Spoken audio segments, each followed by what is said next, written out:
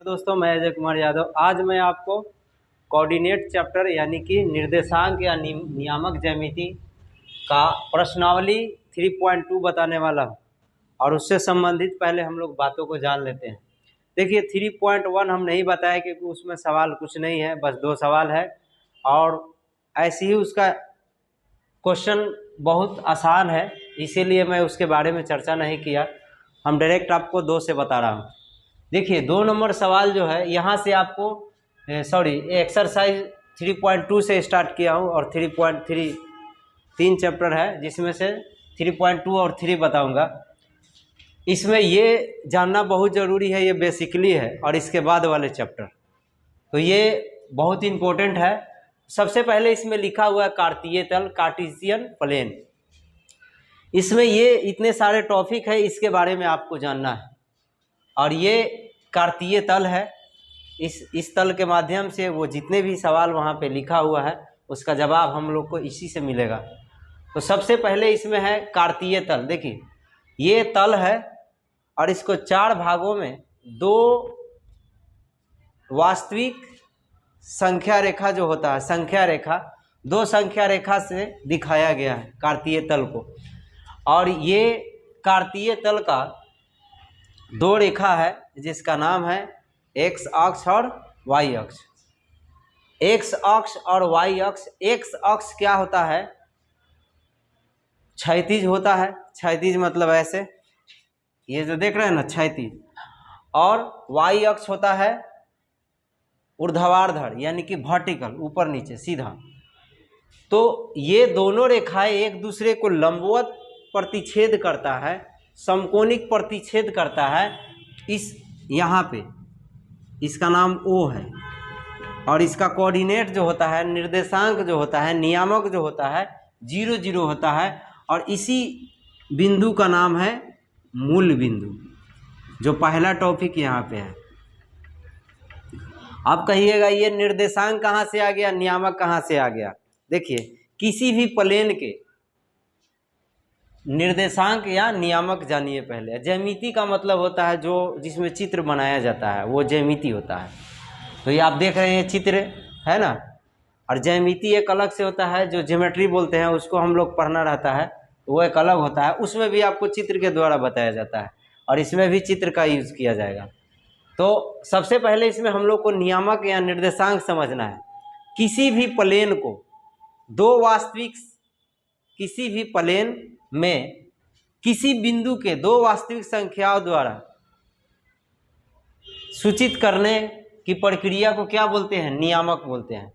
जैसे ये एक मान लेते हैं कि ये एक बिंदु है, प्लेन है, तो अब इस बिंदु को हम लोग क्या 2 वास्तविक संख्या से दिखाएंगे। वास्तविक संख्या क्या होता है? 0, -2, 4, √2, कुछ भी हो सकता है। तो हम दिखाएंगे, मान लेते हैं 3, -3। ये 2 वास्तविक संख्या है जिसके द्वारा इस बिंदु को हम क्या किए हैं? दिखाए हैं, सूचित किए हैं, इंडिकेट किए हैं। समझ में आया? इसी को हम लोग क्या बोलते हैं? नियामक या निर्देशांक बोलते हैं। समझ में आया? तो उसी तरह ये भी एक क्या है? नियामक है, लेकिन ये दोनों जो एक्सिस है उसके बीच वाले बिंदु है, इसीलिए इसका नाम रखा गया है मूल बिंदु। वरना इसका भी नियामक होता है, क्या होता है? 0 0। समझ में आया? तो वही यहाँ पे दिया गया है मूल बिंदु, जिसको ओरिजिन पॉइंट बोलते हैं। और इसको क्या होता है? नियामक 0 0 या निर्देशांक। समझ में आया? अंग्रेजी में कोऑर्डिनेट बोलते हैं। और ये पूरा प्लेन जो है 2 वास्तविक संख्या द्वारा दिखाया गया है, इसको कार्तीय तल बोलते हैं। समझ गए? अब इसमें दिया हुआ है क्षैतिज रेखा, हॉरिजेंटल लाइन। 2 तरह के रेखा का यूज किया गया है इसमें, एक क्षैतिज रेखा और एक ऊर्ध्वाधर रेखा। क्षैतिज रेखा बोलते हैं ऐसे जो प्लेन है, जैसे जिस तरह बेंच टेबल रखा हुआ है, कुर्सी रखा हुआ है, वो क्या है? पृथ्वी के जो समांतर इस तरह है, उसको क्या बोलेंगे? हॉरिजेंटल लाइन, क्षैतिज रेखा। ठीक है? और जो सीधे सीधे रखा हुआ है, जैसे किसी घर का पाया है, दीवार है ना, ये सब क्या होते हैं? ऊर्ध्वाधर होता है, सीधा सीधा होता है। या खंभा किसी प्लानी या घर का बनाते हैं तो दिया जाता है ना, या पोल लाइन का, वो सब क्या होते हैं? ऊर्ध्वाधर होते हैं, सीधे होते हैं, जिसको अंग्रेजी में क्या बोलते हैं? वर्टिकल। तो ये इसमें क्या है, ये जो रेखा है ये एक्स एक्सिस यानी एक्स अक्ष, ये क्या है, क्षैतिज है। इसको क्या बोलेंगे, क्षैतिज रेखा। और ये रेखा ये इस रेखा का नाम क्या है, ऊर्ध्वाधर। समझ गए। और एक्स निर्देशांक या भुज, जिसको अब्सिसा बोलते हैं। एक्स निर्देशांक कौन है, जो एक्स क्षैतिज रेखा जो है दिखाया गया है, जिस लाइन के द्वारा क्षैतिज रेखा दिखाया गया है उसको क्या बोलते हैं, एक्स निर्देशांक या भुज। तो अब एक्स निर्देशांक क्या है, दो भागों में बटा हुआ है। यहाँ से इधर आइएगा तो एक्स डैश की ओर आइएगा तो माइनस में होगा, और इधर आइएगा तो प्लस में होगा। समझ में आया। तो एक्स निर्देशांक या भुज को दो भागों में बांटा गया है, और दोनों को हम लोग एक्स निर्देशांक ही कहेंगे या भुज कहेंगे। समझ में आया। भले हो सकता है कि इसका मान माइनस में हो सकता है और प्लस में भी हो सकता है, लेकिन क्या बोलेंगे, एक्स निर्देशांक। जैसे यहाँ पे हम 2 रखें और 3 रखें, तो पहले एक्स का मान होता है तब न वाई का। ABCD में पहले एक्स आता है तब वाई आता है, इसीलिए पहले हम लोग एक्स का मान लिखते हैं तब वाई का मान लिखते हैं। तो आप बताइए, इसमें पूछेगा भुज क्या है, तो भुज क्या हो जाएगा, 2 ना होगा। एक्स कॉमा वाई के द्वारा इंडिकेट करते हैं, ठीक है। तो एक्स का मान ये हो गया जो पहले आता है, और वाई का मान क्या है, 3 है। तो एक्स अक्ष पर जो मान होगा, एक्स अक्ष, उसको क्या बोलते हैं। अब जैसे एक्स का मान यहाँ रखेंगे तो यहाँ से यहाँ तक का दूरी एक्स का मान आया ना, तो मान लेते हैं कि 4 हुआ। तो एक्स क्या हो गया, एक्स निर्देशांक या भुज का मान कितना हो गया, 4।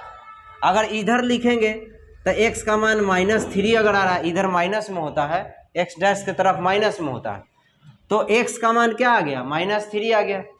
एक्स निर्देशांक का मान क्या हो गया, यहाँ से यहाँ तक -3, या इसी को क्या बोलेंगे, भुज। इसी तरह हम लोग वाई निर्देशांक बोलते हैं या कोटि बोलते हैं, जिसको ऑर्डिनेट बोलते हैं अंग्रेजी में, तो वो होगा वाई निर्देशांक। यानी यहाँ से यहाँ तक का दूरी मान लेते हैं, कितना हो जाएगा, 3। तो ये क्या हो गया, वाई निर्देशांक का मान हो गया या नियामक का, इसी को क्या बोलते हैं, कोटि। तो ये वाई का मान हो गया। समझ में आया। अगर नीचे तरफ आते हैं तो मान लेते हैं ये -5 हो गया, तो वाई निर्देशांक कितना हो गया, -5। समझ गए। या इसी को क्या बोलते हैं, कोटि।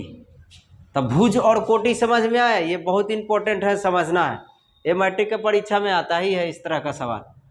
तो भुज क्या हो गया, एक्स निर्देशांक का जो मान होगा वो क्या हो जाएगा, भुज, और वाई निर्देशांक का जो मान होगा वो कोटि होगा।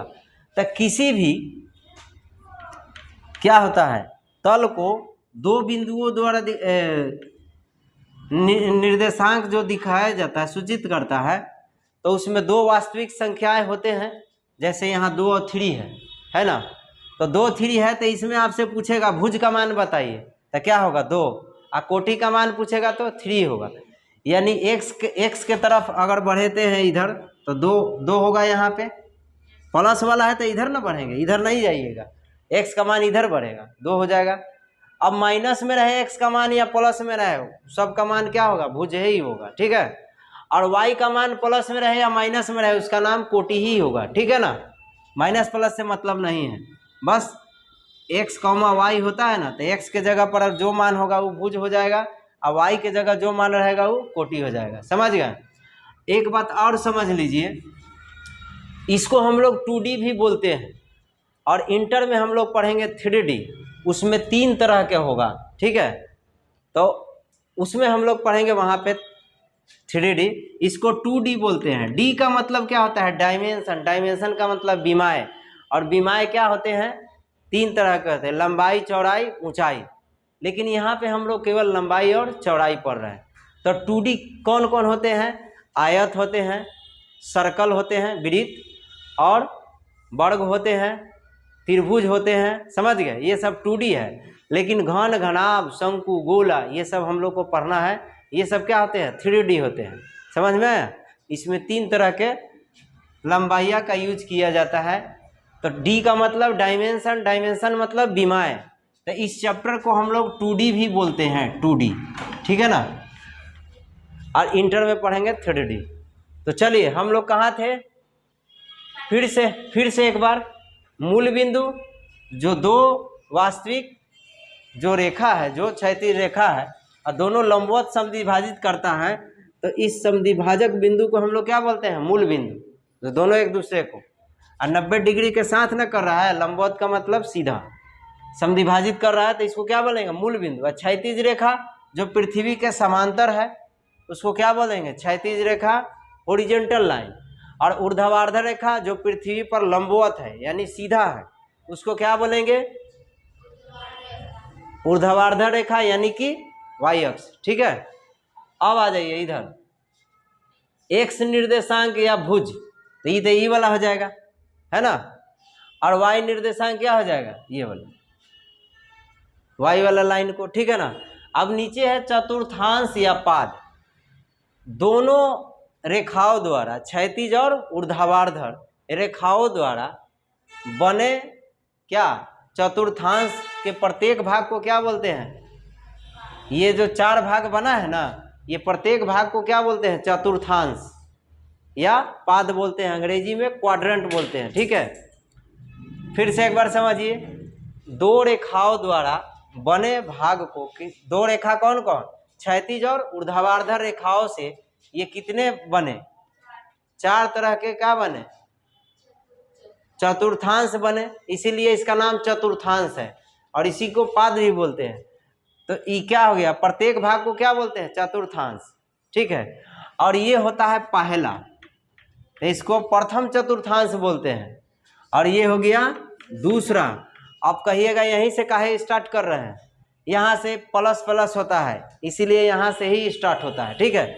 और इसमें क्या होता है, माइनस प्लस, यानी x का मान इधर से पहले x का मान लिखते हैं और तब y का।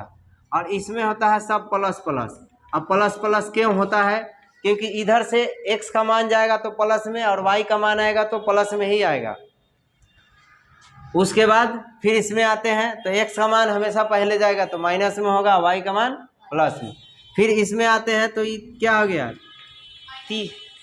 क्या होगा, तृतीय चतुर्थांश या पाद हो गया। तो इसमें क्या हो जाएगा, माइनस माइनस, क्यों, x का मान पहले आएगा तो x का मान भी माइनस में है, y का इधर से आएगा तो ये भी क्या है, माइनस में है। और इधर से x का मान पहले आएगा इस क्वाड्रेंट में तो प्लस में होगा, और y का मान आएगा इधर से तो क्या होगा, माइनस में होगा। तो ये कौन है, चतुर्थ चतुर्थांश या चौथा, फोर्थ क्वाड्रेंट भी इसको अंग्रेजी में बोलते हैं, समझ में आया। तो इस तरह से क्या हो गया, चतुर्थांश हो गया, समझ में आया। इसी से संबंधित सवाल हम लोग को एक्सरसाइज 3.2 में पढ़ना है। चलते हैं सवाल की ओर।